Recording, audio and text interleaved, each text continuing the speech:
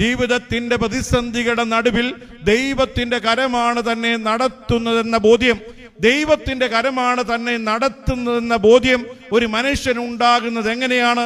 പ്രാർത്ഥന എന്ന ബന്ധം ദൈവത്തോടുള്ളവന് മാത്രമേ ജീവിതത്തിന്റെ പ്രതിസന്ധികളുടെ നടുവിൽ ദൈവത്തിന്റെ കരമാണ് തന്നെ നടത്തുന്നതെന്ന ബോധ്യമുണ്ടാകുകയുള്ളൂ. എന്താണ് പ്രാർത്ഥന? എന്റെ ഹൃദയത്തെ ദൈവത്തിന്റെ മനസ്സിലേക്കും ദൈവത്തിന്റെ മനസ്സിനെ എന്റെ ഹൃദയത്തിലേക്ക് പകരുന്നതുമാണ് പ്രാർത്ഥന. എന്റെ ഹൃദയത്തെ ദൈവത്തിന്റെ മനസ്സിലേക്കും ദൈവത്തിന്റെ മനസ്സിനെ എന്റെ ഹൃദയത്തിലേക്ക് പകരുന്നതുമാണ് പ്രാർത്ഥന. 1 ശമൂവേൽ 1-ാം അധ്യായം 1 ശമൂവേൽ 1-ാം അധ്യായം ഹന്നായിക്ക് എൽക്കാനയ്ക്ക് 2 ഭാര്യമാർ, ഹന്നായും പെനീനായും. പെനീനയ്ക്ക് മക്കളുണ്ടായിരുന്നു, ഹന്നയ്ക്കോ മക്കളില്ലായിരുന്നു. അങ്ങനെ പലവട്ടം ഹന്ന ദുഃഖത്തോടിരിക്കുമ്പോഴും എൽക്കാന ചെന്ന് പലവട്ടം പറയാറുണ്ട്, 10 മക്കളുടെ സ്നേഹം ഞാൻ നിനക്ക് അങ്ങനെ വാരിക്കോരി തന്നിട്ടും ഹന്ന നിന്റെ മുഖം എന്താണ് ഇങ്ങനെ വാടിയിരിക്കുന്നത്? ഹന്ന ഒരു ദിവസം ദേവാലയത്തിലിരുന്ന് പ്രാർത്ഥിക്കുകയാണ്, ദൈവമേ, ഒരു തലമുറയെ നീ എനിക്ക് ദാനമായിട്ട് നൽകിയാൽ അത് ഞാൻ നിനക്ക് ദാനമായിട്ട് നൽകാം. അങ്ങനെ ദേവാലയത്തിലിരുന്ന് ഹന്ന ഒരു ദിവസം പ്രാർത്ഥിക്കുമ്പോൾ ഹൃദയം നുറുങ്ങി ദൈവത്തിന്റെ സന്നിധി ഹൃദയം പകരുമ്പോൾ ഏലി പുരോഹിതൻ ദേവാലയത്തിലേക്ക് വരികയാണ്.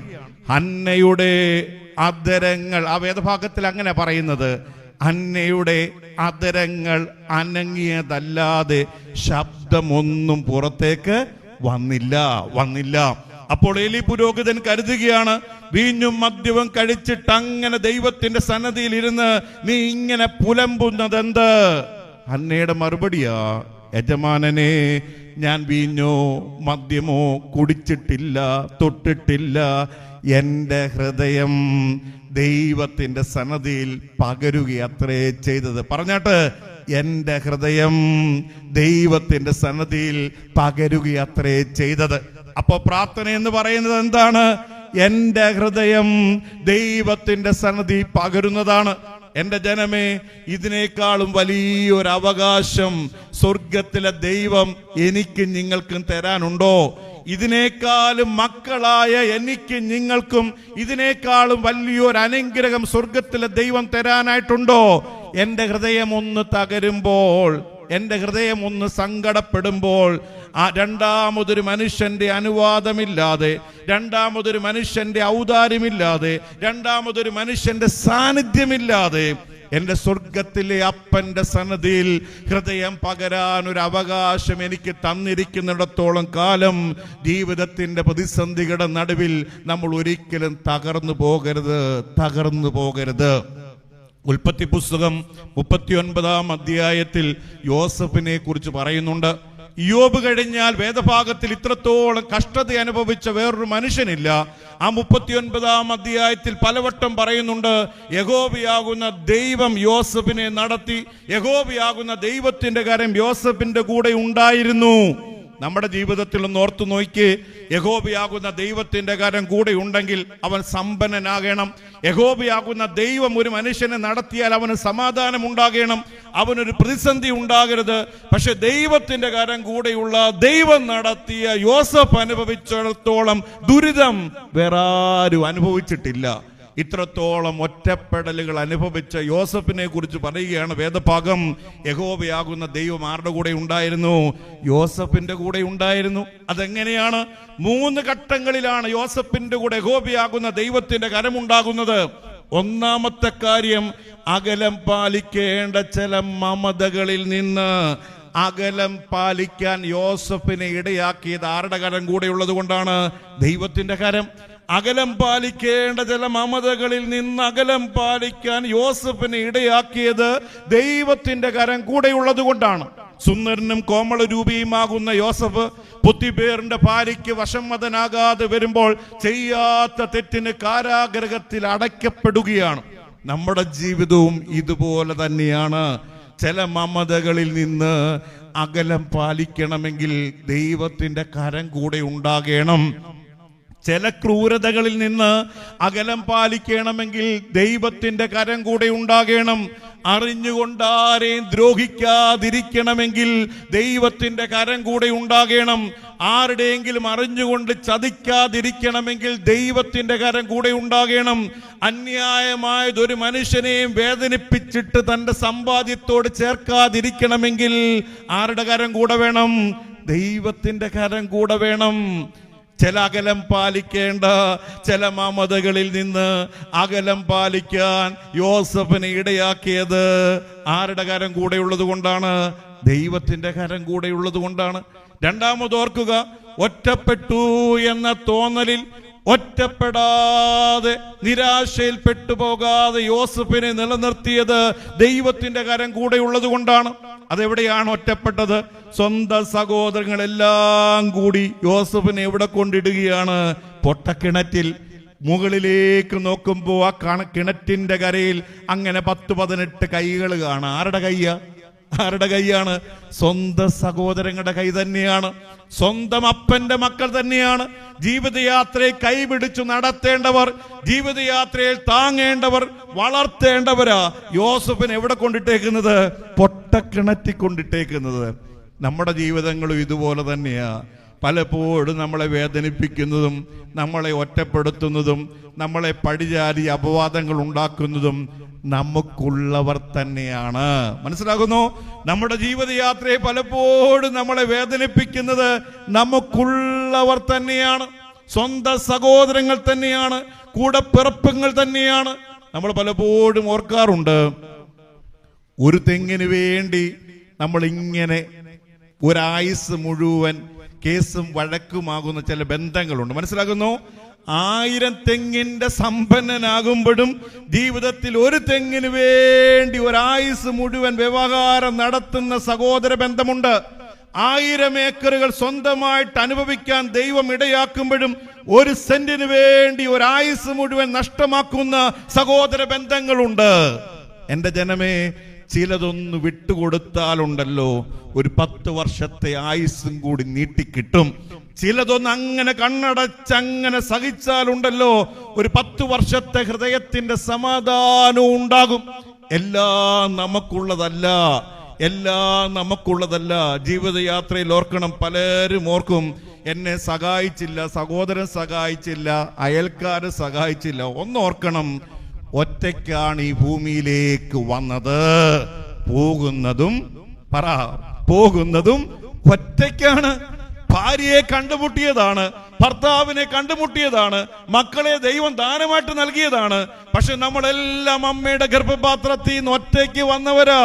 തിരിച്ചു പോകുന്നതും എങ്ങനെയാണ്? ഒറ്റയ്ക്കാണ്. എപ്പോഴും ഒറ്റയ്ക്കാണെന്ന തോന്നലുണ്ടായാൽ, എന്റെ ദൈവമല്ലാതെ വേറെ ആരും കൂടെയില്ല എന്ന തോന്നലുണ്ടായാൽ ചില നിരാശ നമ്മുടെ ജീവിതത്തിൽ ഉണ്ടാകത്തില്ല. ആരും സഹായിച്ചില്ലല്ലോ എന്ന ഭാരം നമുക്കുണ്ടാകത്തില്ല. ഒറ്റയ്ക്ക് വന്നവനാണ്. പോകുന്നതും എങ്ങനെയാണ്? ഒറ്റയ്ക്കാണ്. യോസഫ് അങ്ങനെ പൊട്ടക്കിണറ്റിന്റെ അഗാധത്തിൽ കിടക്കുമ്പോൾ രക്ഷിക്കേണ്ടവരെല്ലാം കൈവിട്ടു കളയുക. യോസഫ് ഒറ്റപ്പെട്ടു എന്ന തോന്നലുണ്ടാകാതിരുന്നത് ആരുടെ കരം കൂടെ ഉള്ളത് കൊണ്ടാണ്? ദൈവത്തിന്റെ കരം കൂടെ ഉണ്ട് എന്ന ബോധ്യം കൊണ്ടാണ്. മൂന്നാമത്തെ കാര്യം, പ്രതികാരം ചെയ്യാനുള്ള സാധ്യത യോസഫിന്റെ കയ്യിൽ അങ്ങനെ അധികാരം ഇരിക്കുമ്പോഴും പ്രതികാരം ചെയ്യാതെ ക്ഷമിക്കാൻ യോസഫിനെ ഇടയാക്കിയത് ആരുടെ കരം കൂടെ ഉള്ളത് കൊണ്ടാ? ദൈവത്തിന്റെ കരം. അതെവിടെയാണ്? ക്ഷാമകാലത്ത് ആഹാരം മേടിക്കാനായി യോസഫിന്റെ മുമ്പാകെ സഹോദരങ്ങൾ അങ്ങനെ വന്ന് നിൽക്കുകയാ. സഹോദരങ്ങൾക്ക് മനസ്സിലാക്കുകയാണ്, ഇത് നമ്മുടെ സ്വന്തം സഹോദരനാണ്. തന്റെ സഹോദരങ്ങളെ തിരിച്ചറിഞ്ഞ യോസഫ് അധികാരം ഉപയോഗിച്ച് തങ്ങളെ വാളിന്റെ വായ്ത്തലയാൽ ഇല്ലാതെയാക്കുമെന്ന് ഭയപ്പാടോടുകൂടി യോസഫിന്റെ മുമ്പാകെ നിൽക്കുന്ന സ്വന്തം സഹോദരങ്ങൾ. അപ്പോൾ യോസഫ് പറയുന്നൊരു മറുപടി ഉണ്ട്, അല്ലയോ സഹോദരങ്ങളെ, നിങ്ങൾ ഭയപ്പെടേണ്ട. ക്ഷാമകാലത്ത് ക്ഷേമമായി നിങ്ങളെ പോറ്റാൻ യഹോവയാകുന്ന ദൈവം നിങ്ങൾക്ക് മുമ്പേ എന്നെ ഇവിടെ കൊണ്ടാക്കി വച്ചിരിക്കുന്നു. മനസ്സിലാകുന്നു? ക്ഷാമകാലത്ത് ക്ഷേമമായി നിങ്ങളെ പോറ്റാൻ യഹോവയാകുന്ന ദൈവം നിങ്ങൾക്ക് മുമ്പേ എന്നെ ഇവിടെ കൊണ്ടാക്കി വച്ചിരിക്കുന്നു. ആർക്കാണ് അങ്ങനെ ക്ഷമിക്കാൻ പറ്റുന്നത്? ആർക്കാണ് അങ്ങനെ പ്രതികാരം ചെയ്യാതിരിക്കാനായിട്ട് പറ്റുന്നത്? നമ്മളായിരുന്നെങ്കിൽ പറഞ്ഞേനെ, അന്നേക്കുവാ കൈ നീട്ടാൻ എന്നെ ദ്രോഹിച്ചത് നീ ഓർക്കുന്നുണ്ടോ? എന്നോട് പ്രതികരിച്ചത് നീ എങ്ങനെയാണെന്ന് ഓർക്കുന്നുണ്ടോ? ഒരു കുത്തുവാക്ക് പോലും യോസഫ് പറഞ്ഞില്ല. ക്ഷാമകാലത്ത് ക്ഷേമമായി നിങ്ങളെ പോറ്റാൻ യഹോവയാകുന്ന ദൈവം നിങ്ങൾക്ക് മുമ്പേ എന്നെ ഇവിടെ കൊണ്ടാക്കി വച്ചിരിക്കുന്നു. ദൈവത്തിന്റെ കരം കൂടെയുള്ള യോസഫിന്റെ ജീവിതത്തിൽ അനുഭവിച്ച ദുരിതം, പക്ഷേ ചില അകലം പാലിക്കേണ്ട ചില മമതകളിൽ നിന്ന് അകലം പാലിക്കാൻ ആരെ ഇടയാക്കി? യോസഫിനെ ഇടയാക്കി. അതിഭാഗം ഈ പ്രാർത്ഥന എന്ന ബന്ധം യോസഫിന്റെ കൂടെ യഹോവയാകുന്ന ദൈവത്തിന്റെ കരമുണ്ടായിരുന്നു.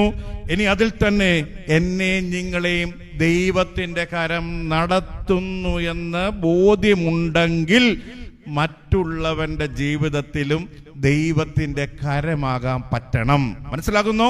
എന്നെ നിങ്ങളെയും ദൈവം നടത്തുന്നു, ദൈവത്തിന്റെ കരമാണ് എന്നെ നടത്തുന്നതെന്ന് നമ്മളെല്ലാം പറയും.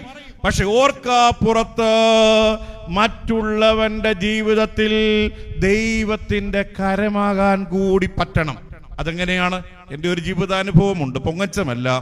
മരണദേശത്തു കൂടി അങ്ങനെ സഞ്ചരിക്കുമ്പോഴുണ്ടല്ലോ, വിധവയായ, കണ്ടാൽ വളരെ ദയനീയത തോന്നുന്ന ഒരു വിധവയായ സ്ത്രീ റോഡിന്റെ അരികിൽ കൂടി ഇങ്ങനെ കൂനി കൂനി പോവുകയാണ്. കണ്ട അങ്ങനെ സങ്കടം തോന്നി, ദൈവം തോന്നി, ഒരു 100 രൂപ അങ്ങനെ കയ്യിലേക്ക് വെച്ചു കൊടുക്കുമ്പോഴുണ്ടല്ലോ, 2 കൈയും കൂപ്പി കണ്ണ് നിറഞ്ഞ് എന്നോട് പറയുക, അച്ഛനെ ദൈവം അനുഗ്രഹിക്കട്ടെ. എൻ്റെ ജീവിതത്തിൽ ആരും ഇതുവരെ കൈകൂപ്പി കണ്ണ് നിറഞ്ഞ് അച്ഛനെ അനുഗ്രഹിക്കട്ടെ എന്ന ആത്മാർത്ഥതയോടെ ആരും എൻ്റെ മുമ്പിൽ പറഞ്ഞിട്ടില്ല. ആരാണ് എൻ്റെ ജനമേ? ദൈവം. ഓർക്കാപ്പുറത്ത് കൈകൂപ്പി കണ്ണ് നിറഞ്ഞ് അനുഗ്രഹിക്കുന്നവനാണ് ആര്? ദൈവം. ആരാണ് ദൈവം? ഓർക്കാപ്പുറത്ത് കൈ നീട്ടി അങ്ങനെ സഹായിക്കുന്നവനാണ് ദൈവം. ദൈവത്തിന്റെ കരമാകാൻ പറ്റുമ്പോഴോർത്തോണം, നമ്മുടെ മുമ്പിൽ കൈ നീട്ടി മേടിക്കുന്നവന്റെ കണ്ണ് നോക്കിയാൽ മതി. അത് ആരുടെ കണ്ണാണ്? ദൈവത്തിന്റെ കണ്ണാണ്. മനസ്സിലാകുന്നു? ഓർക്കാപ്പുറത്ത് ആരെങ്കിലും അങ്ങനെ കൈ നീട്ടി നിങ്ങൾ അങ്ങനെ സഹായിച്ചു നോക്കിയേ, നല്ല പ്രകാശമുള്ള ശോഭയുള്ള ദൈവത്തിന്റെ കണ്ണ് നമ്മുടെ മുമ്പിൽ അങ്ങനെ കാണാനായിട്ട് പറ്റും. കൂട്ടിവച്ചിട്ട് ബോധ്യമില്ല, കാര്യമില്ല എന്ന് പഠിപ്പിക്കുന്ന ജീവിതാനുഭവത്തിൽ കൂടിയാ നമ്മളെല്ലാം കടന്നു പോകുന്നത്. പണ്ടത്തെ കാലഘട്ടത്തിൽ നാൽക്കാലികൾ കയറാതിരിക്കാൻ നമ്മളെല്ലാം വേലി കെട്ടി സംരക്ഷിച്ച നമ്മുടെ സമ്പത്തും വസ്തുവും വകയും. സമ്പത്തായി കഴിഞ്ഞപ്പോൾ ഇരുകാലികളായ ഞാനും നിങ്ങളും എല്ലാം കയറാതിരിക്കാൻ നമ്മൾ എന്തോ കെട്ടി? മതിൽ കെട്ടി. മതിലിന്റെ അർത്ഥം എന്താണ്? മതി, ഇതിലെയുള്ള നിന്റെ വരവെന്ന അർത്ഥം. വാതിൽ വെക്കുമ്പോഴെന്തോ, വാ എന്റെ സഹോദര ഇതിലേക്ക് എന്നുള്ളതുമാ. അങ്ങനെയെങ്കിൽ ഓർക്കേണ്ട കാര്യം, ആധുനിക കാലഘട്ടത്തിൽ 18ാമത്തെ വയസ്സിൽ വീടിനെ രക്ഷിക്കാൻ, സഹോദരങ്ങളെ രക്ഷിക്കാൻ, മക്കൾക്ക് വേണ്ടി അന്യ സംസ്ഥാനങ്ങളിലും വിദേശത്തും പോയ സമ്പത്ത് നേടി തിരിച്ചു വന്ന മനുഷ്യൻ അപ്പോഴോർത്തു സമ്പത്തായി കഴിയുമ്പോൾ ഒന്ന് കഴിക്കാമെന്നോർത്തു. പക്ഷെ സമ്പത്തായി കഴിഞ്ഞപ്പോൾ കയ്യിൽ പണമുണ്ട്, പക്ഷേ കഴിക്കാൻ യോഗമില്ല. മനസ്സിലാക്കുന്നു? എന്താണെന്നറിയാമോ? എൻ്റെ ഉൾപ്പെടെ 49 വയസ്സായി കേട്ടോ. ഒരു 1/4 ഗ്ലാസ് അല്ലെങ്കിൽ 1/4 സ്പൂൺ പഞ്ചാരയിട്ട് കുടിക്കാനുള്ള സ്വാതന്ത്ര്യം, ഇഷ്ടം ഇവിടെ ഇരിക്കുന്ന ഭൂരിഭാഗം പേർക്കും ഇല്ല. മനസ്സിലാകുന്നു? കയ്യിൽ പണമുണ്ട്, ഇഷ്ടമുള്ള ആഹാരം ഇഷ്ടം പോലെ കഴിക്കാൻ പറ്റുന്നില്ല. ഇതിനേക്കാളും വലിയ ദയനീയ അവസ്ഥയുണ്ടോ? ഓടിയതെല്ലാം എന്തിനായിരുന്നു? ഒരു പിടിച്ചോറിനായിരുന്നു. ഓടിയതെല്ലാം എന്തിനായിരുന്നു? ഒരു നേരത്തെ ആഹാരത്തിനായിരുന്നു.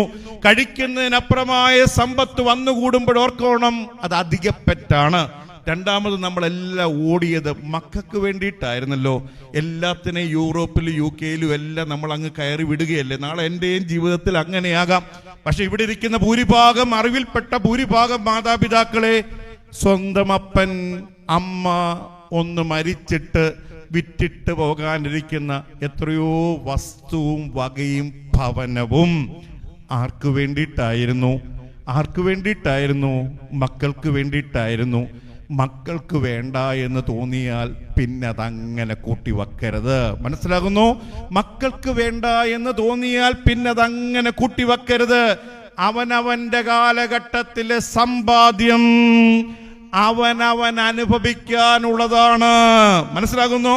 അവനവന്റെ കാലഘട്ടത്തിലെ സമ്പാദ്യം അവനവൻ അനുഭവിക്കാനുള്ളതാണ്. ചില സ്ത്രീ സമ്മാനത്തിലൊക്കെ ചില നേരത്തെ ചില അമ്മച്ചിമാർ പറയും, അച്ഛാ UK കൊച്ചുമോക്ക് വേണ്ടി ഇപ്പോഴും ഞാൻ കുടുക്കകത്ത് ഇങ്ങനെ സമ്പാദിക്കുന്നുണ്ടെന്ന്. മനസ്സിലാക്കുന്നു? വയസ്സാങ്കാലത്ത് വല്ല ബൂസ്റ്റോ ബോൺമിറ്റായോ തിന്നിച്ചാകാനുള്ളതിന് ലണ്ടനിലിരിക്കുന്ന കൊച്ചുമോക്ക് വേണ്ടി സമ്പാദിക്കേണ്ട വല്ല കാര്യമുണ്ടോ? മാതാപിതാക്കളെ, മക്കളെ വളർത്തുന്നതിന് കണക്കില്ല, പക്ഷെ തിരിച്ച് മക്കൾ തരുന്നതിന് എന്തുണ്ട്? ഉറക്കെ പറ, കണക്കുണ്ട്. മക്കളെ വളർത്തുന്നതിനൊന്നും കണക്കില്ല. വാരിക്കോരി നമ്മൾ അങ്ങനെ കൊടുക്കുകയല്ലേ. തിരിച്ച് മക്കളുടെ ചെലവിലൊന്ന് കഴിഞ്ഞു നോക്കിയേ. ഒരു പാരസെറ്റമോളിന് പോലും ആര് കണക്ക് പറയും? മക്കൾ കണക്ക് പറയും. ഇനി ഓർക്കേണ്ട കാര്യമുണ്ട്, 5-6 മക്കളുണ്ടെങ്കിൽ ഞാനും നിങ്ങളും വാർദ്ധക്യമാകുമ്പോഴുണ്ടല്ലോ, അവസാനം ഒരുത്തന്റെ തലയിൽ ഈ 2 ട്രോഫിയും ഇരിക്കും. മനസ്സിലാകുന്നു? അവസാനം ഏതെങ്കിലും ഒരുത്തന്റെ തലയിൽ ഈ 2 ട്രോഫി നമ്മൾ കൊണ്ടുവെക്കും. ആരുടെ തലയിൽ നമ്മൾ ഈ 2 ട്രോഫിയും കൊണ്ടുവച്ചോ, പിന്നെ ആ വഴിക്ക് ഒരു മക്കളും പോകത്തില്ല. എനിക്കറിയാവുന്ന എത്രയോ മക്കളുണ്ടെന്നറിയാമോ? ജീവിതയാത്രയിൽ ഇളയവന്റെ തലയിലോട്ട് അല്ലെങ്കിൽ ഏതെങ്കിലും ഒരുത്തിന്റെ തലയിലോട്ട് ഈ അപ്പനെയും അമ്മയും കൊണ്ടുവച്ചിട്ട് തിരിച്ചൊരു പാരസെറ്റമോളും പോലും ഒരു ഓർലിക്സ് പോലും ഒരു ബൂസ്റ്റ് പോലും ജീവിതയാത്രയിൽ ക്ഷേമമാണോ എന്ന് പോലും ചോദിക്കാത്ത എത്രയോ മക്കൾ ജീവിതയാത്രയിൽ നോക്കുക. കൂട്ടിവെച്ചിട്ടൊരു കാര്യവുമില്ല എന്ന് പഠിപ്പിച്ചതാണല്ലോ ഒരു കൊറോണയുടെ ജീവിതാനുഭവം. എനിക്കറിയാവുന്ന ഒരു മനുഷ്യനുണ്ട്, 3 കോടി രൂപയോളം അന്യസംസ്ഥാനത്തുള്ള ഒരു ഫ്ലാറ്റ് വിട്ടിട്ട് നേടിയിട്ട് അതെവിടാ കൊണ്ടിട്ടെന്ന് പോലും പറയാൻ പറ്റാതെ അങ്ങനെ മരിച്ചുപോയ ഒരു മനുഷ്യൻ. അവസാനം ഈ മനുഷ്യൻ മരിച്ചു കഴിയുമ്പോൾ കൊറോണ വന്നു. ഭാര്യയുടെ മക്കളിൽ നിന്നും അല്ലെങ്കിൽ ചുറ്റുവട്ടങ്ങളിൽ നിന്നവരിൽ നിന്ന് അവസാനം ഒരു സ്നേഹചുംബനം പോലും കിട്ടാതെ കടന്നുപോയ പല മാതാപിതാക്കളും ഉണ്ട്. നമ്മൾ ഓർക്കണം, ഒരു പകർച്ചവ്യാധി പിടിച്ചാലുണ്ടല്ലോ, എത്ര സമ്പന്നനായാലും ഒരു ഉമ്മ പോലും ഒരു അന്ത്യചുംബനം പോലും കിട്ടത്തില്ല. കൂട്ടിവെച്ചിട്ട് ഒരു കാര്യവുമില്ല. അധികമാകുന്നത് മറ്റുള്ളവന്റെ മുമ്പിൽ ചില ദൈവമാകാനായിട്ട് പറ്റണം. ഞാൻ പലപ്പോഴും ഓർക്കാറുണ്ട്, ഈ ഉച്ച സമയത്ത് നമ്മൾ ഇങ്ങനെ ചില ഹോട്ടലിന്റെ മുമ്പിൽ കൂടിയൊക്കെ യാത്ര ചെയ്യുമ്പോഴുണ്ടല്ലോ, ഈ ബോർഡ് ഇങ്ങനെ വെൽക്കം ബോർഡ് കാണിക്കുമല്ലോ. ചില മനുഷ്യന്മാർ ഇങ്ങനെ വെൽക്കം ബോർഡ് കാണിക്കും. ഞാൻ പലപ്പോഴും ഓർക്കാറുണ്ട്, ദൈവമേ, അങ്ങനൊരവസ്ഥ എനിക്കും ഉണ്ടാകാമായിരുന്നു. ഇനി ട്രാഫിക്കിലേക്ക് നമ്മൾ ചെല്ലുമ്പോഴുണ്ടല്ലോ, ചിലപ്പോൾ രാജസ്ഥാനികളാകാം, വടക്കേ ഇന്ത്യക്കാർ പലരും വിമർശിക്കപ്പെടാറുണ്ട്. നമ്മുടെ കാറിന്റെ മുമ്പിൽ വന്ന് ഇങ്ങനെ ഡോറയിൽ തട്ടിയിട്ട് ചില പൊടിക്കുഞ്ഞുങ്ങളുമായിട്ട് വന്ന് ഇങ്ങനെ യാചിക്കുമല്ലോ. അപ്പൊ ഞാൻ പലപ്പോഴും ഓർക്കാറുണ്ട്, എനിക്കും ഇങ്ങനെ ഒരു അവസ്ഥ ഉണ്ടാകാമായിരുന്നു, എൻ്റെ ഭാര്യയ്ക്കും ഇങ്ങനെ ഒരു അവസ്ഥ ഉണ്ടാകാമായിരുന്നു, നാളെ എൻ്റെ മകൾക്കും ഇങ്ങനെ ഒരു അവസ്ഥ ഉണ്ടാകാമായിരുന്നു. ആരും കരുതരുത് ഇപ്പോഴത്തെ അവസ്ഥ ഇങ്ങനെ അങ്ങ് പോകുമെന്ന്. ദൈവം ഉയർത്തിക്കഴിയുമ്പോൾ, സമ്പന്നനായി ദൈവം ഉയർത്തിക്കഴിയുമ്പോൾ മറ്റുള്ളവന്റെ ജീവിതത്തിൽ ദൈവത്തിന്റെ കരമാകാൻ പറ്റണം. ദൈവം നടത്തുന്നു എന്ന് ബോധ്യമുള്ള മനുഷ്യ മറ്റുള്ളവന്റെ ജീവിതത്തിൽ ഓർക്കാപ്പുറത്ത് ദൈവത്തിന്റെ കരമാകാനായിട്ട് പറ്റണം. ആദ്യ ഭാഗം അങ്ങനെ അവസാനിപ്പിക്കുകയാണ്. കാനാവിലെ കല്യാണത്തിലെ ഗൃഹസ്ഥനെ നടത്തുന്ന 3-4 ബോധ്യങ്ങളിൽ ഒന്നാമത്തെ ബോധ്യം ദൈവത്തിന്റെ കരമാണ് തന്നെ നടത്തുന്ന ബോധ്യം. രണ്ടാമത് പറയുകയാണ്, ദൈവത്തിന്റെ കരത്തിലാണ് ഞാൻ ഇരിക്കുന്നതെന്ന ബോധ്യം.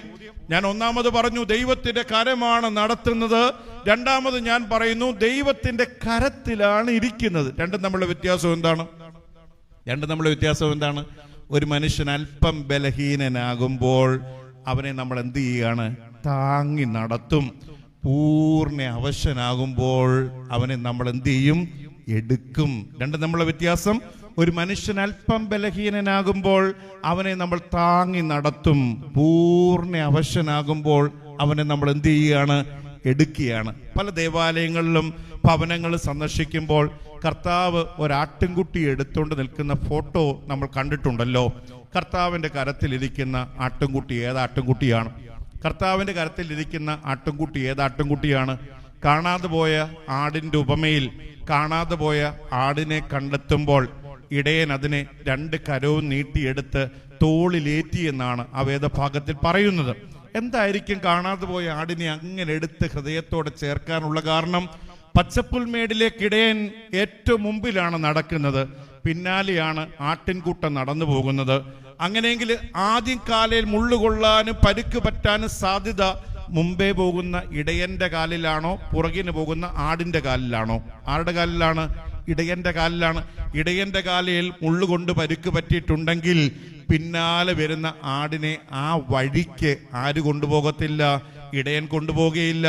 ഇടയനില്ലാതെ തന്നിഷ്ടക്കാരനായി ആട് സഞ്ചരിച്ചപ്പോൾ ആ ആടിന്റെ കാലിന് ഒടിവ് പറ്റിയിട്ടുണ്ട്, പരുക്ക് പറ്റിയിട്ടുണ്ട്. ബലഹീനതയുള്ളത് കൊണ്ടാണ് ഇടയൻ അതിനെ 2 കരവും നീട്ടി തൻ്റെ മാറോട് ചേർക്കുന്നത്. അങ്ങനെയെങ്കിൽ ഓർക്കുക എൻ്റെ ജനമേ, കർത്താവിൻ്റെ കരത്തിലിരിക്കാൻ എപ്പോഴാണ് എനിക്കും നിങ്ങൾക്കും ഭാഗ്യം കിട്ടുന്നത്? ഒരു മനുഷ്യൻ ഏറ്റവും ബലഹീനനാകുമ്പോഴാണ് കർത്താവിൻ്റെ കരത്തിലിരിക്കാൻ ഭാഗ്യം കിട്ടുന്നത്. അവന് സഹിക്കാൻ വയ്യാത്തൊരു വേദന അവന്റെ ജീവിതത്തിൽ ഉണ്ടാകുമ്പോഴാണ് കർത്താവിന്റെ കരത്തിലിരിക്കാൻ ഭാഗ്യം കിട്ടുന്നത്. എല്ലാവരും തള്ളിക്കളയുമ്പോഴാണ് കർത്താവിന്റെ കരത്തിലിരിക്കാൻ അങ്ങനെ ഒരു മനുഷ്യന് ഭാഗ്യം കിട്ടുന്നത്. എനിക്കറിയാവുന്ന ഒരു സ്ത്രീയുടെ അനുഭവ സാക്ഷ്യമുണ്ട്.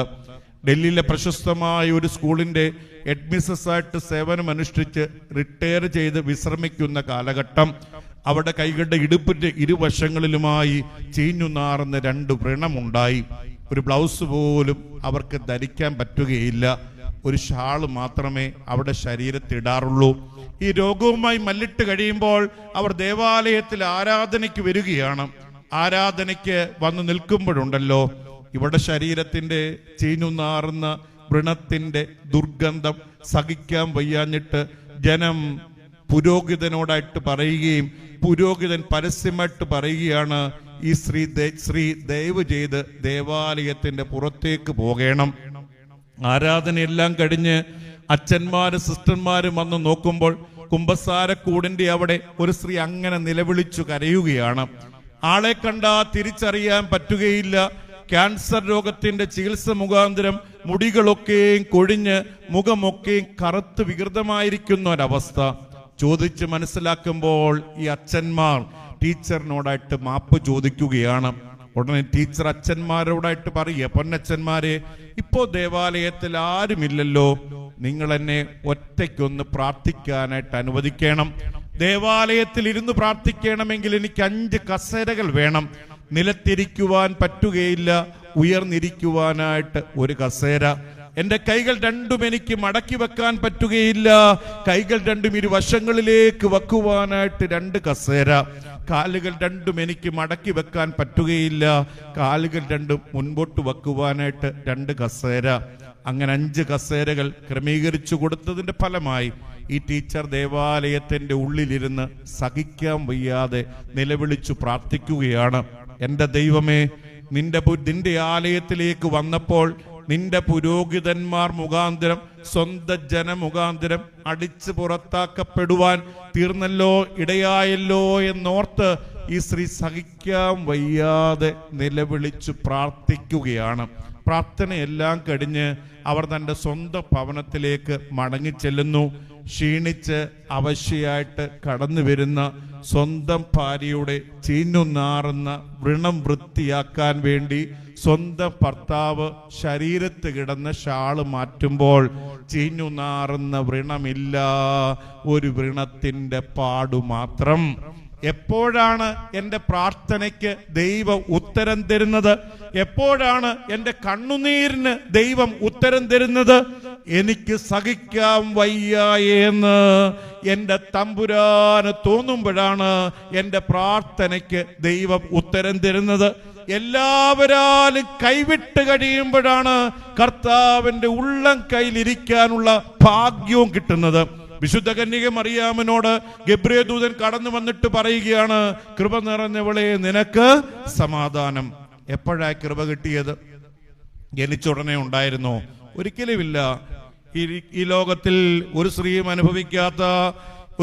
അനുഭവിക്കാത്ത ദുരിതം, ദുഃഖം ദുഃഖത്തിന്റെ പാണ്ടക്കെട്ട് അമ്മയുടെ തലയിലേക്ക് കൊടുക്കുന്നതിന് മുമ്പാണ് എന്ത് കൊടുക്കുന്നത്? കൃപ കൊടുക്കുക. അപ്പൊ കൃപയെന്ന് പറയുന്നത് എന്താണ്? ദൈവകൃപ എന്ന് പറയുന്നത് എന്താണ്? പാടുന്നതാണോ, പ്രസംഗിക്കുന്ന? അതൊക്കെ ദൈവത്തിന്റെ അനുഗ്രഹമാണ്. ഞാൻ വിശ്വസിക്കുന്ന ഒരു കാര്യമുണ്ട്, ജീവിതത്തിന്റെ പ്രതിസന്ധികളുടെ നടുവിൽ എൻ്റെ മകൻ, എൻ്റെ മകൾ തളരുമെന്ന് എൻ്റെ തമ്പുരാന് തോന്നുമ്പോൾ ഞാൻ നിങ്ങളും തളരാതിരിക്കാൻ വേണ്ടി ദൈവം എന്നെ നിങ്ങളെയും ശക്തീകരിക്കുന്നതാണ് ദൈവത്തിന്റെ കൃപ. രണ്ട് കാര്യങ്ങൾ ഞാൻ നിങ്ങളുടെ ശ്രദ്ധയിലേക്ക് കൊണ്ടുവന്നു. കാനാവിലെ കല്യാണത്തിലെ ഗൃഹസ്ഥൻ പുറുപുറുക്കാതെ നിരാശനാകാതിരുന്നെങ്കിൽ രണ്ട് ബോധ്യങ്ങൾ. ഒന്ന്, ദൈവത്തിന്റെ കരമാണ് തന്നെ നടത്തുന്ന ബോധ്യം. രണ്ട്, ദൈവത്തിന്റെ കരത്തിലാണ് ഞാൻ ഇരിക്കുന്നതെന്ന ബോധ്യം. മൂന്നാമത്, ദൈവം ദാനമായിട്ട് നൽകി ഇടത്തും വലത്തും ഉള്ള ദാനമായിട്ട് നൽകിയവർ തന്റെ കൂടെയുണ്ട് എന്ന ബോധ്യം. ഗൃഹസ്ഥനെ നിലനിർത്തുന്ന മൂന്നാമത്തെ ബോധ്യം, ദൈവം ദാനമായിട്ട് ഇടത്തും വലത്തും ദാനമായിട്ട് നൽകിയവർ തന്റെ കൂടെയുണ്ട് എന്ന ബോധ്യം. അങ്ങനെയെങ്കിൽ അതിൽ തന്നെ ഒന്നാമത്തെ കാര്യം, ഒരു ഗൃഹസ്ഥന്റെ വലത്ത് ആരെയാണ് ദൈവം ദാനമായിട്ട് കൊടുത്തേക്കുന്നത്? ആരെയാണ്? ഭാര്യയാണ്. ഒരു ഗൃഹസ്ഥന്റെ വലത്ത് ദൈവം ആരെയാണ് ദാനമായി കൊടുത്തത്? ഭാര്യയാണ്. നിങ്ങളുടെ കല്യാണ നാളൊന്ന് ചിന്തിച്ചു നോക്കുക. പുരോഹിതൻ വിവാഹത്തിന് വേണ്ടി മണവാളനും മണവാട്ടിയും ദേവാലയത്തിലേക്ക് കടന്നു വരും. പുരോഹിതൻ പറയും, ആദ്യം മണവാട്ടിയും മാതാപിതാക്കളും ദേവാലയത്തിലേക്ക് വരിക. പിന്നാലെ മണവാളനും മാതാപിതാക്കളും ദേവാലയത്തിലേക്ക് വരിക. മണവാളന്റെ ഏത് ഭാഗത്താണ് മണവാട്ടി നിൽക്കുന്നത്? വലത്താണ്. കല്യാണം കഴിഞ്ഞു കഴിയുമ്പോൾ തിരിച്ചു നിർത്തുമ്പോഴും മണവാളന്റെ ഏത് ഭാഗത്താണ് മണവാട്ടി നിൽക്കുന്നത്? വലത്താണ്. അങ്ങനെയെങ്കിൽ ദാമ്പത്യ ജീവിതത്തിൽ ത്യാഗം ചെയ്യുന്നത് ഭാര്യയാണോ ഭർത്താവാണോ? ദാമ്പത്യ ജീവിതത്തിൽ ത്യാഗം ചെയ്യുന്നത് ഭാര്യയാണോ ഭർത്താവാണോ? ഒന്നും മിണ്ടുന്നില്ലല്ലോ. എല്ലാരെയും ഉപേക്ഷിച്ചിട്ട് ഈ പുലിയൂര് ദേശത്തേക്ക് വന്നേക്കുന്ന ആരാണ്? ഭാര്യയാണ്. അപ്പൊ ത്യാഗം ചെയ്തേക്കുന്ന ആരാണ്? ഭാര്യയാണ്. അടുത്ത തിങ്കളാഴ്ച ഈ ദേവാലയത്തിൽ ഒരു കല്യാണം ഉണ്ടെന്ന് കരുതുക. ഞായറാഴ്ച വൈകുന്നേരം ജിജോ അച്ഛനോട് വീട്ടുകാർ പറയും, അച്ഛാ ഭവനത്തിലേക്ക് വന്ന് അച്ഛനൊന്ന് പ്രാർത്ഥിക്കണേ. 7 മണിയാകുമ്പോൾ പ്രാർത്ഥന എല്ലാം കഴിയുമ്പോൾ ഗൃഹനാഥൻ പറയും, എന്നാൽ അച്ഛാ മഴ വരുന്നു, അച്ഛൻ വീട്ടിലേക്ക് പോയാട്ട്, എന്നിട്ട് വേണം ഞങ്ങൾക്കൊന്ന് ആഘോഷിക്കാൻ. ആഘോഷം എല്ലാം കഴിഞ്ഞ് രാത്രി 12 മണി കഴിയും മണവാളൻ ഒന്ന് കിടന്നുറങ്ങാൻ. രാവിലെ 8 മണിക്ക് എഴുന്നേൽക്കും.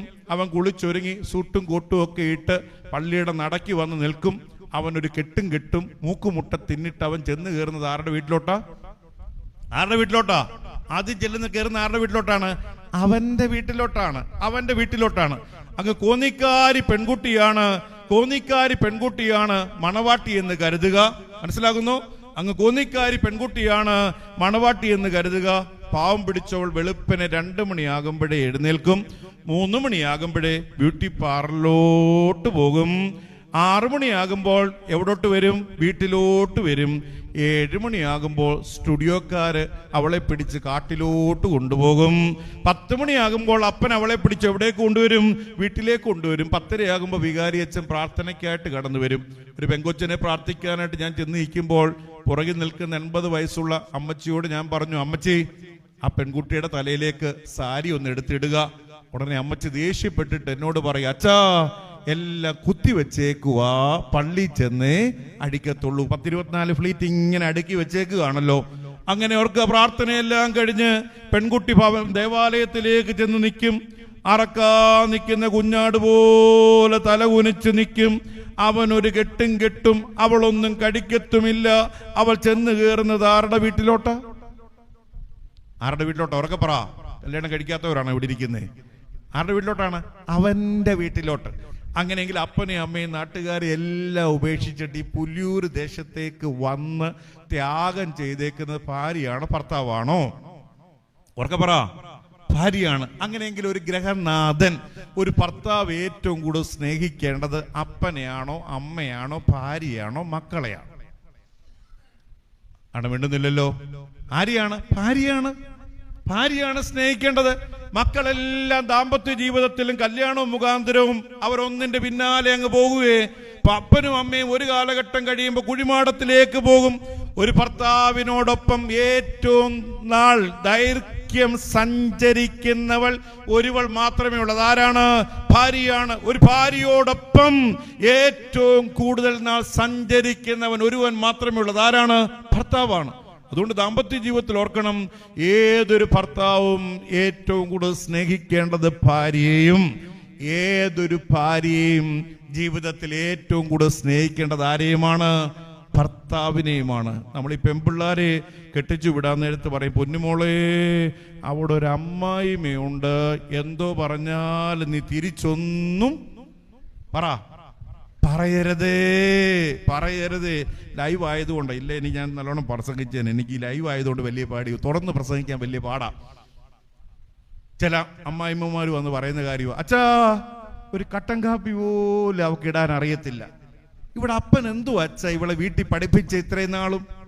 ഞാൻ ചോദിക്കട്ടെ അമ്മായിമ്മമാരോടാ, വല്ല വീട്ടിലും ചെന്ന് ഈ കാറ്ററിംഗ് സർവീസ് നടത്താനാണോ പെൺപിള്ളാരെ അപ്പനും അമ്മയും വളർത്തുന്നത്? ആണോ?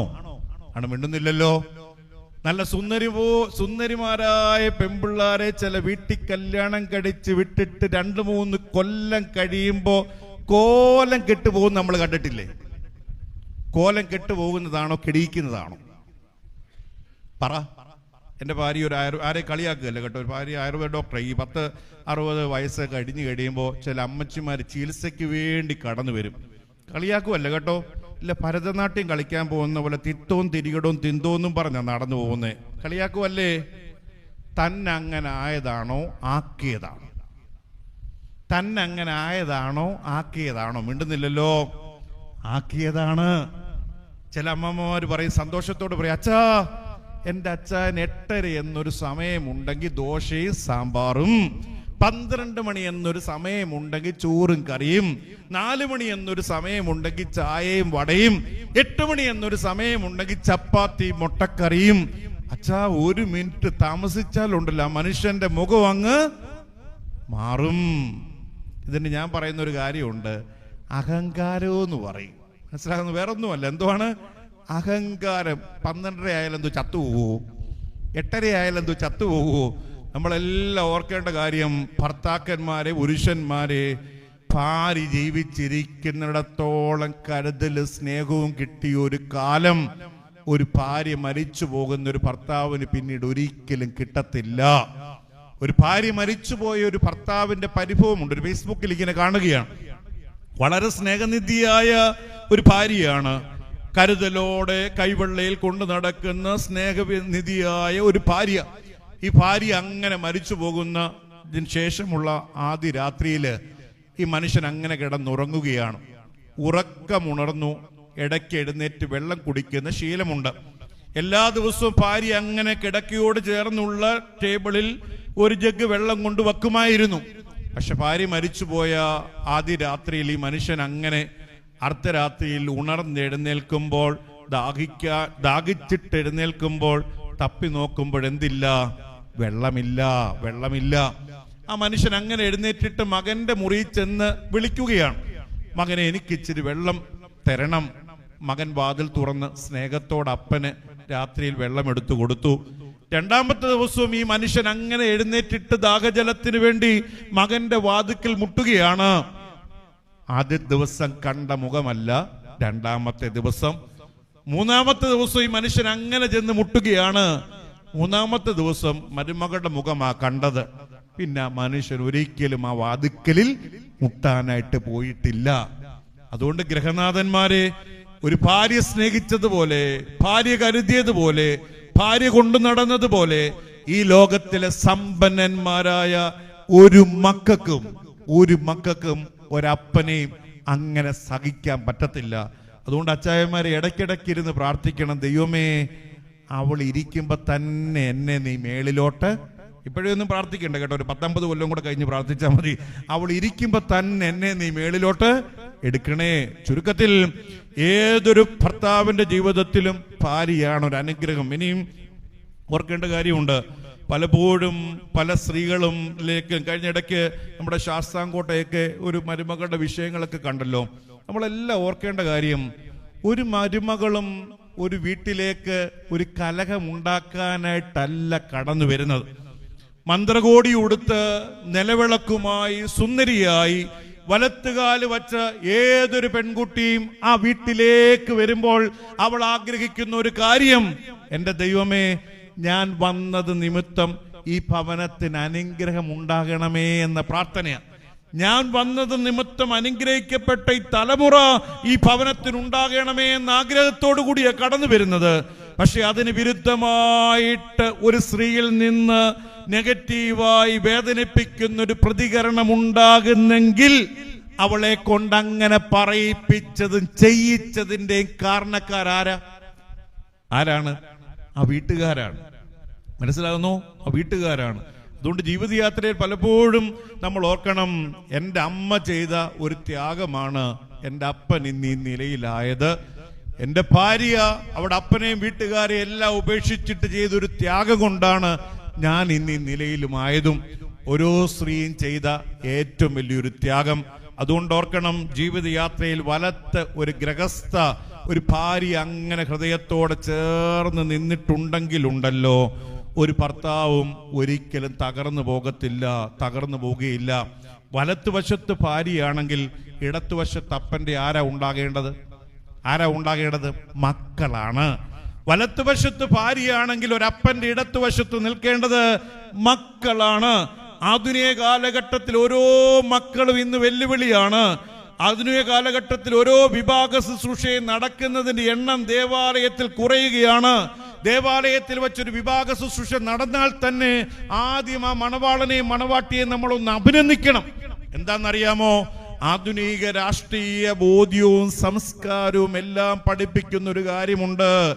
ഏത് പെണ്ണിനും ഏത് ചെറുക്കനെയും കല്യാണം കഴിക്കാം, ഏത് ചെറുക്കനും ഏത് പെണ്ണിനെയും കല്യാണം കഴിക്കാം, പള്ളിയിൽ പോയൊന്നും കല്യാണം കഴിക്കണ്ട, എവിടെ വെച്ച് മാലയിട്ടാലും കല്യാണമാ. അങ്ങനെയാണോ? അല്ല. അങ്ങനെ ഒരു വെല്ലുവിളി ആധുനിക തലമുറയുടെ ഇടയിൽ നിലനിൽക്കുമ്പോൾ, ഒരു വിഭാഗ ശുശ്രൂഷ നടത്തുമ്പോൾ ആദ്യം മണവാളനെയും മണവാട്ടിയെ നമ്മളൊന്ന് അഭിനന്ദിക്കണം. മക്കളെ, നിങ്ങൾ പരസ്പരം കണ്ടിഷ്ടപ്പെട്ടതാകാം, എന്നാലും അപ്പന്റെയും അമ്മയുടെയും സമ്മതപ്രകാരം പരിശുദ്ധ സഭയുടെ വിശ്വാസം അനുസരിച്ച് വിശുദ്ധ ത്രോണോസിന്റെ മുമ്പാകെ പുരോഹിതന്റെ വലത്തുകരം കൊണ്ട് നീ വിവാഹം കഴിക്കാൻ കാണിച്ച നിന്റെ വലിയ മനസ്സിന് ആദ്യ അഭിനന്ദനം പറയണം. ഏത് പെൺകൊച്ചിനും ഏത് ആൺകൊച്ചിനെയും കല്യാണം കഴിക്കാമോ? ഏത് പെൺകൊച്ചിനും ഏത് ആൺകൊച്ചിനെയും കല്യാണം കഴിക്കാമോ? മിണ്ടുന്നില്ലല്ലോ. കല്യാണം കഴിക്കാമോ? ഇല്ല. മറ്റുള്ളവരുടെ കാര്യം എനിക്കറിയത്തില്ല, പക്ഷേ ഞാൻ എൻ്റെ കാര്യം പറയാം. ക്രിസ്ത്യാനിയായ പെൺകുട്ടി വിവാഹം കഴിക്കേണ്ടത് ക്രിസ്ത്യാനിയായ ആൺകുട്ടിയെ തന്നെയാണ്.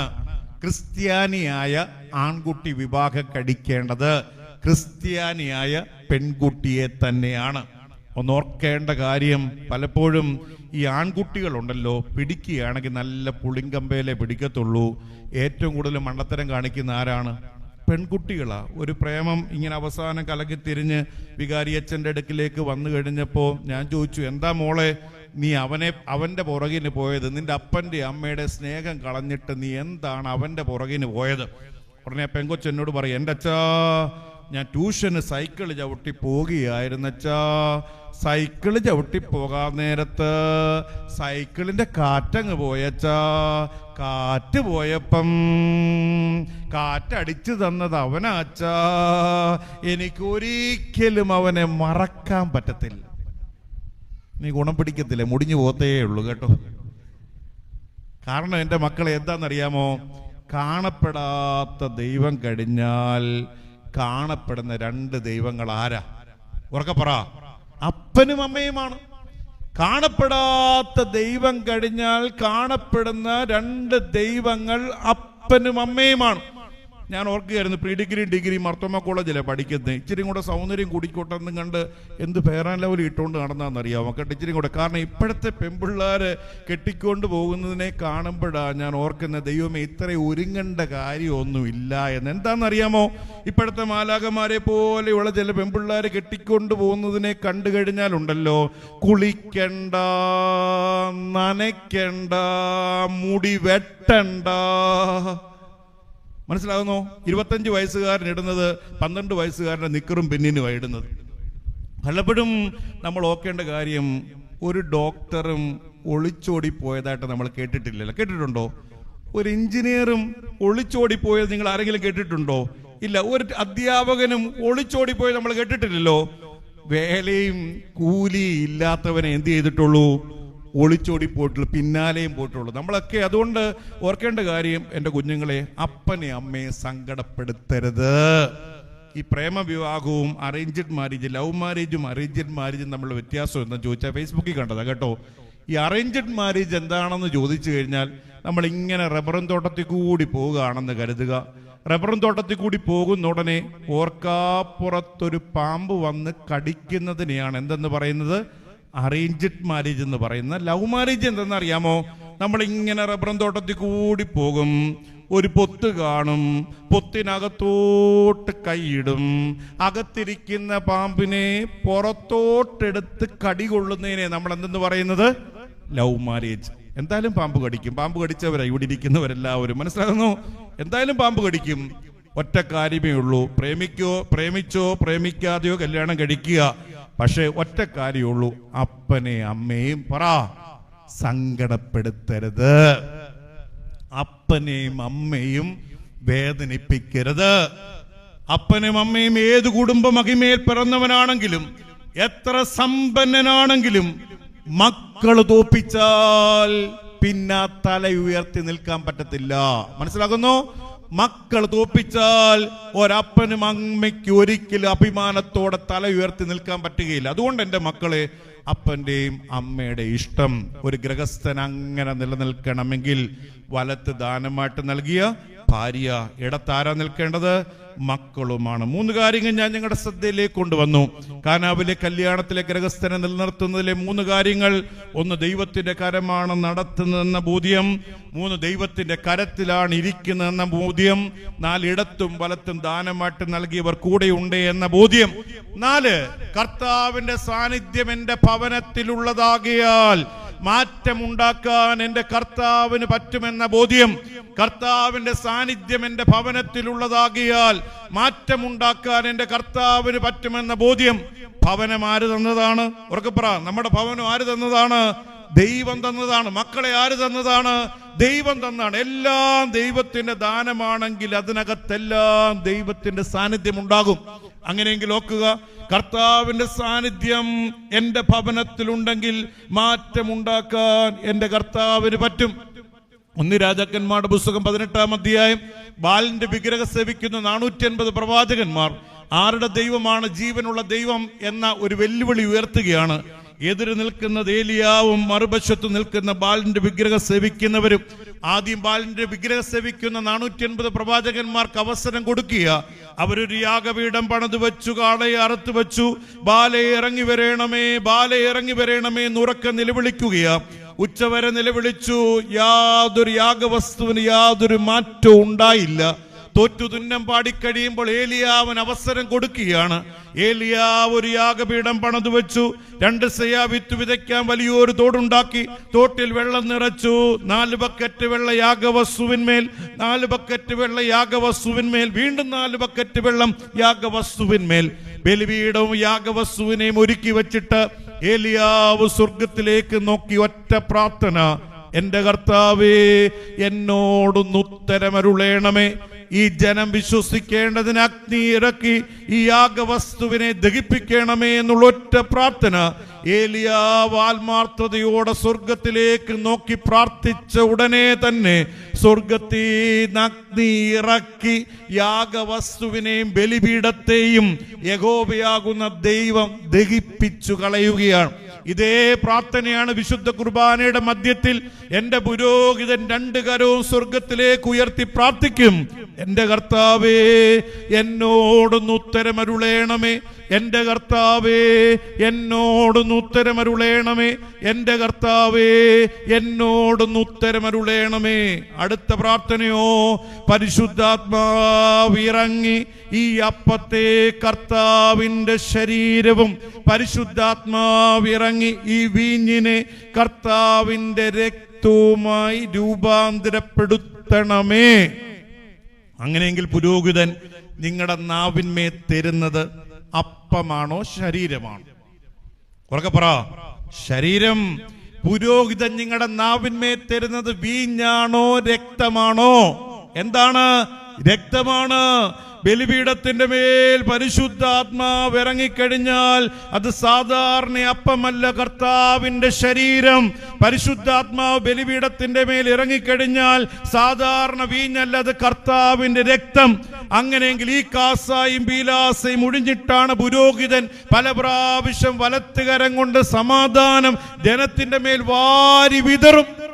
അങ്ങനെയെങ്കിൽ ബലിപീഠത്തിന്റെ മേൽ മാറ്റമുണ്ടാക്കിയ പരിശുദ്ധാത്മാവ് ജനത്തിന്റെ മേൽ വാരി വിതറുമ്പോൾ വിശുദ്ധി ആരാധനയുടെ മധ്യത്തിൽ ജനത്തിന്റെ മേലും മാറ്റം ആരുണ്ടാക്കും? പരിശുദ്ധാത്മാവ് ഉണ്ടാക്കും. അതുകൊണ്ട് അവർക്ക് കത്തോലിക്ക സഭയിലെ ഒരു സെമിനാരി വിദ്യാർത്ഥിയുടെ അമ്മയ്ക്ക് ക്യാൻസർ രോഗം വന്ന് മരിപ്പാറായിട്ട് കിടക്കുക. അപ്പോൾ പഠനം പൂർത്തീകരിക്കുന്നതിന് മുമ്പ് തന്നെ അമ്മ മരിച്ചു പോകും. ഫാക്കൽറ്റി കൂടി ഒരു തീരുമാനമെടുത്തു, ഈ യുവാവിനൊരു പരിഗണന കൊടുക്കാം. എന്താണ് പരിഗണന? മറ്റുള്ളവരെക്കാൾ നേരത്തെ ഈ യുവാവിനെ വൈദികനാക്കാം. മേൽപ്പട്ടക്കാർ ദേവാലയത്തിലേക്ക് എഴുന്നള്ളി വന്നു. പട്ടംകൊട ശുശ്രൂഷ നടത്തുകയാണ്. ക്യാൻസർ രോഗം വന്ന് മരിപ്പാറായ അമ്മയെ വീൽ ചെയറിൽ ഏറ്റവും മുമ്പിൽ കൊണ്ടിരുത്തിയിട്ടുണ്ട്. പട്ടംകൊട ശുശ്രൂഷയെല്ലാം കഴിഞ്ഞിട്ട് ഈ പുരോഹിതൻ ആദ്യ കുർബാന ചൊല്ലാനായിട്ട് ബലിപീഠത്തിലേക്ക് കയറുകയാണ്. കാസയും പീലാസയും അപ്പവും വീഞ്ഞും കയ്യിലെടുത്ത് സ്വർഗത്തിലേക്ക് നോക്കി പുരോഹിതൻ കണ്ണുനീരോടെ പ്രാർത്ഥിക്കുക. സാധാരണ അപ്പത്തെ കർത്താവിന്റെ ശരീരമാക്കുന്ന പരിശുദ്ധാത്മാവേ, സാധാരണ വീഞ്ഞിനെ കർത്താവിന്റെ രക്തമാക്കുന്ന പരിശുദ്ധാത്മാവേ, എൻ്റെ അമ്മയുടെ മേൽ ഇറങ്ങി എൻ്റെ അമ്മയ്ക്ക് നീ സൗഖ്യം തരണമേ. കുർബാനയെല്ലാം കഴിഞ്ഞപ്പോൾ ഈ അമ്മ എഴുന്നേറ്റിട്ട് പറയുകയാണ്, ഈ ജനത്തോട് എനിക്കൊരു കാര്യം പറയാനായിട്ടുണ്ട്. എന്റെ മകൻ വിശുദ്ധ കുർബാന അർപ്പിക്കുന്ന സമയം വലിയൊരു ശക്തി എൻ്റെ മേൽ ഇറങ്ങി വരികയും എൻ്റെ രോഗത്തിൽ നിന്ന് എൻ്റെ കർത്താവ് എനിക്ക് വിടുതൽ തരികയും ചെയ്തു. പരിശുദ്ധ ബലിപീഠത്തിന്റെ മേൽ അപ്പം ശരീരമാകുന്നെങ്കിൽ, വീഞ്ഞ് രക്തമാകുന്നെങ്കിൽ, ആ പരിശുദ്ധാത്മാവ് ജനത്തിന്റെ മേൽ ആരാധനയുടെ മധ്യത്തിൽ പുരോഹിതന്റെ വലത്തുകരം കൊണ്ട് വാരി വിതറി ജനത്തിന്റെ മേൽ ആവസിക്കുമ്പോൾ ഓർക്കുക, നിന്റെ മനസ്സിന് സൗഖ്യം നൽകുന്ന ദൈവമുണ്ട്, മനസ്സിന് സമാധാനം നൽകുന്ന ദൈവമുണ്ട്. ആരാധനയുടെ മധ്യത്തിൽ ശരീരത്തിന് സൗഖ്യം നൽകുന്ന സ്വർഗത്തിലെ ദൈവമുണ്ട്. അപ്പം ശരീരമാകുന്നെങ്കിൽ, വീഞ്ഞ് രക്തമാകുന്നെങ്കിൽ, ആരാധനയെ സംബന്ധിക്കുന്നവരെ ബലിപീഠത്തിലെ മാറ്റം നിങ്ങളുടെ മനസ്സിന്റെ മേലും ശരീരത്തിന്റെ മേലും പരിശുദ്ധാത്മാവ് മൂലം ഉണ്ടാകും. ഇനി കുർബാനയെല്ലാം കഴിയുമ്പോൾ പുരോഹിതൻ ബലിപീഠത്തോട് ചോദിക്കുന്ന 4 പ്രാർത്ഥനയുണ്ട്. ആ 4 പ്രാർത്ഥനയിൽ ഒരു പ്രാർത്ഥന ഇപ്രകാരമാണ്: പരിശുദ്ധ ബലിപീഠമേ, ബലി അർപ്പിക്കാനായി ബലിപീഠത്തിലേക്ക് ഇനി ഞാൻ വരുമോ ഇല്ലയോ എന്ന് എനിക്കറിയുകയില്ല. വരാതിരുന്നാൽ എൻ്റെ പേരിനെ നിന്റെ ത്രോണോസിന്റെ മേല് ഓർത്തുകൊള്ളണമേ. എന്താണ്? ഈ ഞായറാഴ്ച ബലി അർപ്പിച്ചിട്ട് പോകുന്ന പുരോഹിതൻ അടുത്ത ഞായറാഴ്ച ബലിപീഠത്തിൽ ബലി അർപ്പിക്കാനായിട്ട് വരണമെങ്കിൽ ആര് വിചാരിക്കണം? ഉറക്കപ്പറ, ആര് വിചാരിക്കണം? ദൈവം വിചാരിക്കണം. ഓരോ പുരോഹിതനും വിശുദ്ധ കുർബാന അർപ്പിക്കുമ്പോൾ ആ പുരോഹിതന്റെ ജീവിതത്തിലെ അവസാനത്തെ കുർബാനയാ. മനസ്സിലാകുന്നു? ഓരോ പുരോഹിതനും ഓരോ വിശുദ്ധ കുർബാന അർപ്പിക്കുമ്പോഴും അത് അവസാനത്തെ കുർബാനയാണ്. പിന്നീട് ഒരിക്കൽ ആ പുരോഹിതൻ കുർബാന ചൊല്ലണമെങ്കിലും അനുഭവിക്കണമെങ്കിലും ആര് വിചാരിക്കണം? ഉറക്കപ്പറ, ദൈവം വിചാരിക്കണം. അങ്ങനെയെങ്കിൽ വിശ്വാസിയെ, ഈ ഞായറാഴ്ചത്തെ വിശുദ്ധ കുർബാനയ്ക്ക് നിങ്ങൾ വന്ന് സംബന്ധിച്ചു, അനുഭവിച്ചു. അടുത്ത ഞായറാഴ്ച ആരാധനയ്ക്ക് നിങ്ങൾ വന്ന് നിൽക്കണമെങ്കിൽ ആര് വിചാരിക്കണം? ഉറക്കപ്പറ, ദൈവം വിചാരിക്കണം. അടുത്ത ഞായറാഴ്ചത്തെ വിശുദ്ധ കുർബാന, ഇന്ന് ദൈവത്തിന്റെ ദൂതൻ വന്ന് പറയുക, അടുത്ത ഞായറാഴ്ചത്തെ വിശുദ്ധ കുർബാന അവസാനത്തെ കുർബാനയെ പോയി കണ്ടോണം. മനസ്സിലാകുന്നു? അവസാനത്തെ കുർബാനയാണ് അടുത്ത ഞായറാഴ്ചത്തെ വിശുദ്ധ കുർബാനയെങ്കിൽ 7 മണിക്ക് തുടങ്ങുന്ന പ്രഭാത പ്രാർത്ഥനയാണെങ്കിൽ നിങ്ങൾ എപ്പം വരും? അടുത്ത ഞായറാഴ്ചത്തെ കുർബാന, അവസാനത്തെ കുർബാന എപ്പം വരും? 6:30 വരുമേ. മുമ്പിൽ വന്ന് നിൽക്കുമോ പുറകിൽ വന്ന് നിൽക്കുമോ? മുമ്പിൽ വന്ന് നിൽക്കുമേ. കരഞ്ഞോണ്ട് നിൽക്കുമോ ചിരിച്ചോണ്ട് നിൽക്കുമോ? കരഞ്ഞോണ്ട് നിൽക്കും.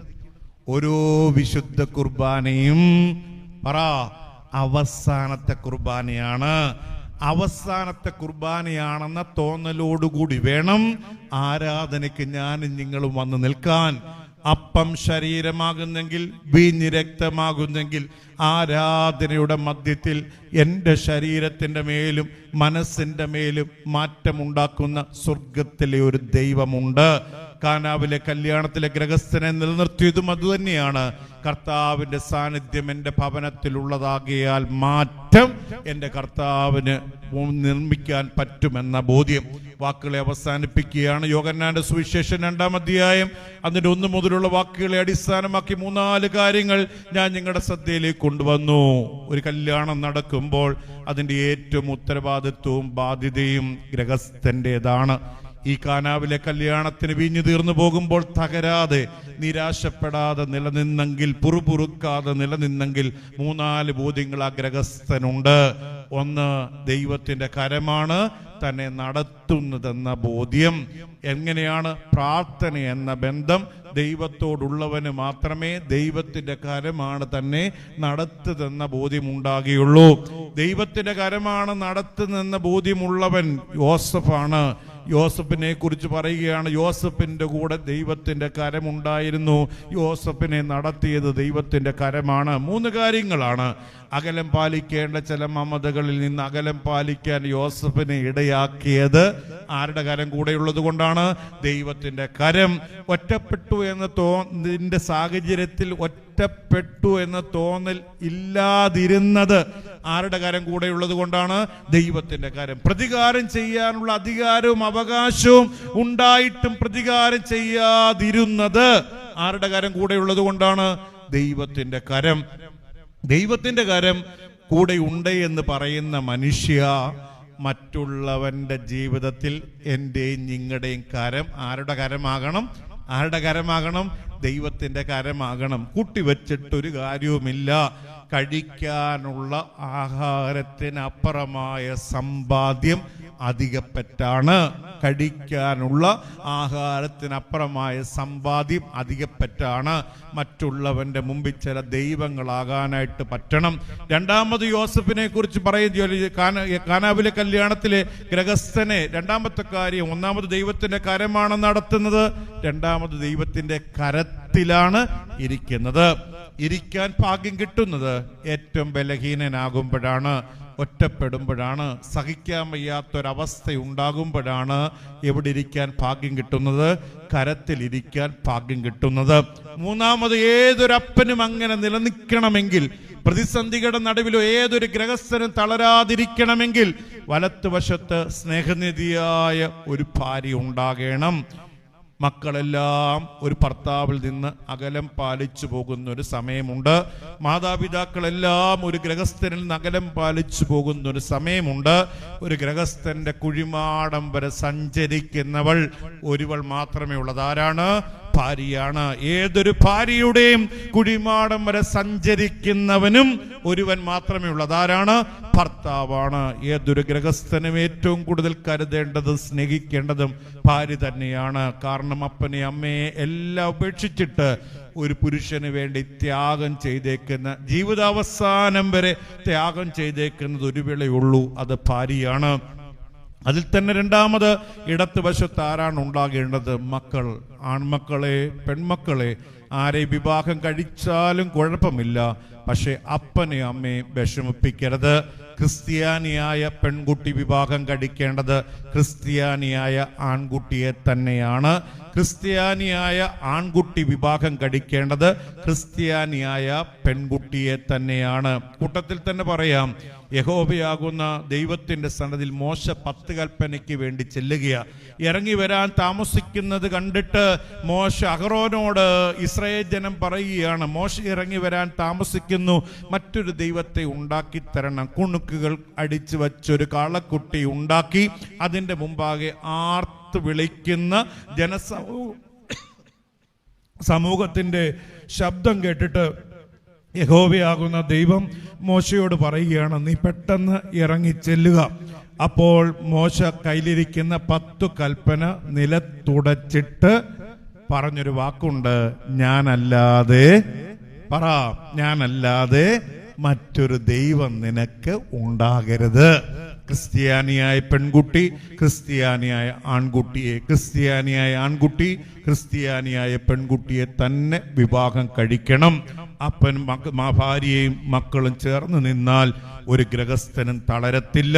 അവസാനം കർത്താവിൻ്റെ ഭവനത്തിലുള്ളതാകിയാൽ മാറ്റമുണ്ടാക്കാൻ എൻ്റെ കർത്താവിന് പറ്റുമെന്ന ബോധ്യം. ആ ബലിപീഠത്തിൻ്റെ മേൽ അപ്പം ശരീരമാകുന്നുവെങ്കിൽ, വീഞ്ഞ് രക്തമാകുന്നുവെങ്കിൽ, വിശ്വാസിയെ, ആരാധനയുടെ മധ്യത്തിൽ നീ ഏത് ഹൃദയഭാരത്തോടാണോ ദൈവത്തിൻ്റെ സന്നദ്ധിയിൽ കടന്നു വരുന്നത്, നിന്റെ മനസ്സിന്റെ മേലും നിന്റെ ശരീരത്തിന്റെ മേലും ആരാധനയുടെ മധ്യത്തിൽ പരിശുദ്ധാത്മാവ് ഇറങ്ങി മാറ്റമുണ്ടാക്കും. മാറ്റമുണ്ടാക്കാൻ പറ്റാത്ത ഒരു സംഗതികളും ഒരു പ്രതിസന്ധികളും സ്വർഗത്തിലെ ദൈവത്തിന്റെ സന്നദ്ധിയിൽ ഇല്ല.